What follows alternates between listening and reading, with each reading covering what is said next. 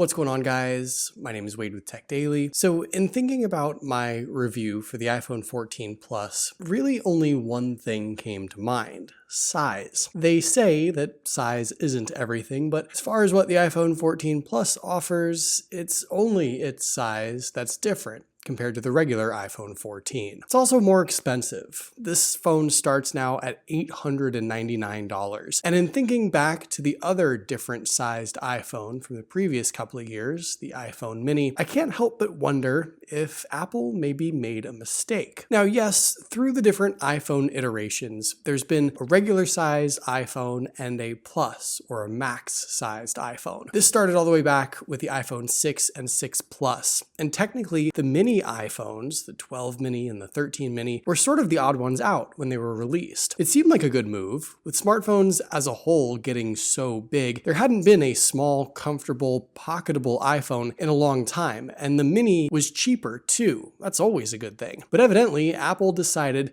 that a mini iPhone just isn't worth it. Or perhaps Apple customers decided that and chose not to buy it. Yet now we're seeing reports suggesting the iPhone 14 Plus is selling worse than expected. So what the heck do people want? A big iPhone or a small iPhone? You tell me. If you're an iPhone owner, or maybe in the market for a new one, are you thinking about getting the Plus? Do you miss the mini? Or do you do what I do and just get a regular sized iPhone? Now, the bigger iPhone 14 Plus does actually have some additional advantages, especially since its closest competitor, I guess, is the 14 Pro Max, which is many hundreds of dollars more expensive. So if you wanted a cheaper, bigger iPhone, I guess this fills that gap. But I can sort of see why Apple opted for a big iPhone this year, and I'm curious to see if this is a trend that will outlast the lifespan of the mini, or perhaps Apple has something totally different planned in the years to come. Now, before we get into all that, if you're getting a new device for the holiday season, or maybe you just want to pimp out your current one, I would highly recommend grabbing a skin or case from dbrand. dbrand's grip case offers military-grade protection, and it's the world's grippiest phone case, so your slippery little butterfingers won't have any issues holding on. If you do somehow still drop your phone, it's gonna be totally fine. This case offers 360-degree protection from top to bottom, so your expensive hunk of glass won't shatter. dbrand has tons of awesome styles to choose from, like their digital camo theme, which is obviously a personal favorite of mine, and their just re-released Damascus line that's back just in time for the holiday season, and these are really awesome. Check out dbrand skins and grip cases down below in the video description, and thanks so much to them for sponsoring this video. So one of the first big things about the iPhone 14 Plus that I'm having a hard time getting past is actually the price. Like I mentioned, this is now a $900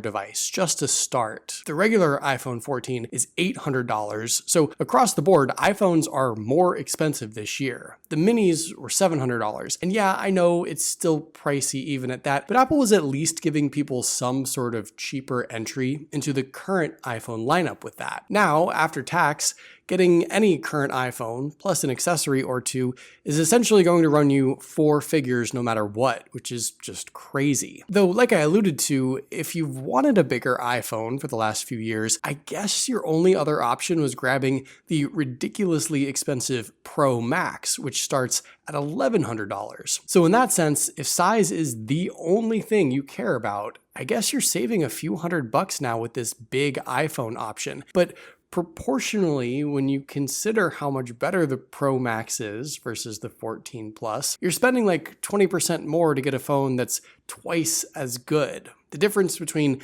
$900 and $1,100 at that point isn't that significant. One random thing I want to mention though, the 14 Pro Max is really heavy compared to the 14 Plus. And to some people I've seen that does make a difference. The Pro Max is just a brick of a phone, heavy stainless steel. The 14 Plus feels like a feather in comparison. So I guess if you wanted something easier to hold as well, the Plus has that random advantage too. There's also the whole pocketability deal with these iPhones that I know people consider. The mini iPhones honestly felt like there was nothing in my pocket at all, while the Plus and Pro Max almost feel like I'm carrying a textbook at my side. It's kind of uncomfortable, and I know some people want their phone to sort of disappear when it's not right in front of them, or at least be able to walk up a set of stairs without getting poked in the hip. The big iPhones certainly aren't comfortable. So I think my biggest gripe with the iPhone 14 Plus actually is just that for whatever reason, aside from the size, Apple has sort of stopped giving its bigger iPhones additional features over the smaller ones. Now there's no doubt that having a big old screen to watch YouTube videos on or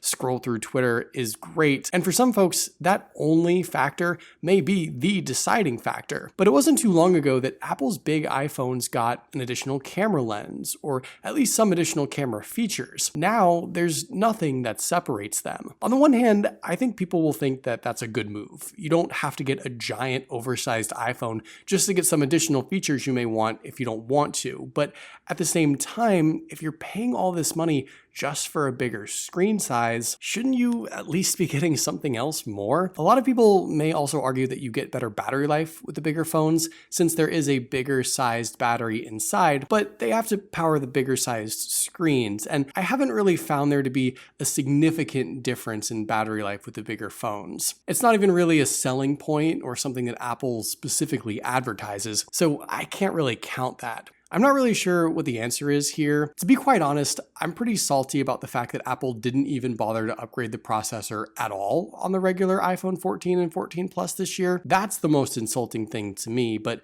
this is also something I said in my iPhone 14 Pro Max review. If you're paying extra money for this big iPhone, I don't know, I just feel like being bigger shouldn't be the only thing that's different. Inversely, what I loved about the iPhone mini last year was the fact that the smaller, cheaper iPhone didn't miss out on anything. It didn't have any worse specs or a worse screen or a less powerful camera. And that was great. That to me screamed value for the iPhone minis. And it was probably one of the best things about them. Maybe I just can't be pleased. Like I said, I don't really know what the answer is. I sort of want both value for the cheaper devices and some differentiating features for the bigger ones, but I'm not really sure how to get there. Overall, while I understand Apple's desire in bringing back the Plus iPhone this year, I'm still unsure if it was the right move. And for me personally, it's not really a device I could recommend. It's a very expensive regular iPhone that you're paying for only to get a bigger screen. That's it. And while it might fill the need for that small percentage of people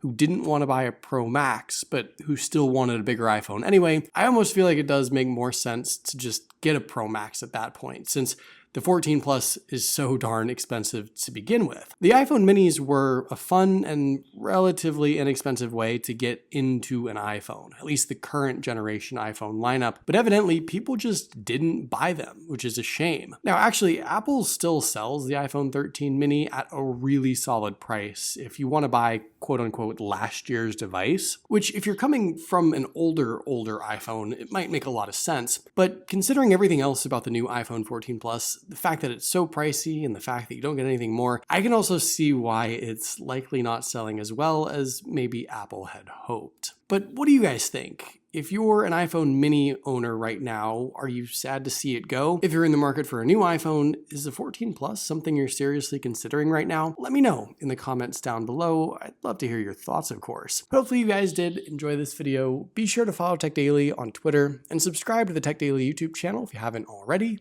And I'll see you guys later.